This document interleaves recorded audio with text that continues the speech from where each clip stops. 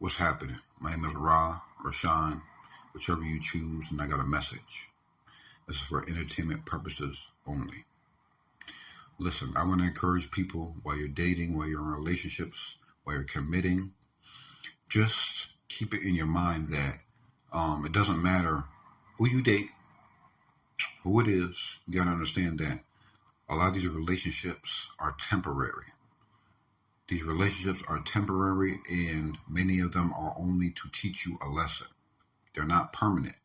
So do not get attached.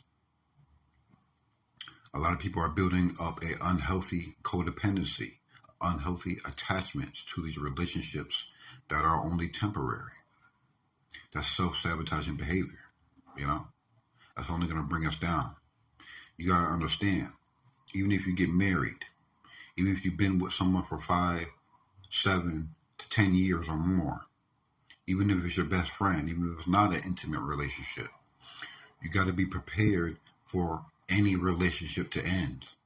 Doesn't mean that it will, but you need to be secure in yourself that, hey, if something was to end, if something was something, as intimate as a marriage, a lot of marriages these days are going to end. Want to know why? Because they were built on false foundations. They were built upon lust, upon money, vanity, things of no value. There was no attraction within a relationship. There is no connection within a relationship. A lot of people who are married, they have no connection. They don't. Many people have settled, and that's not anyone's fault. We're not blaming anyone, but many people have settled, and it's not really anyone's fault.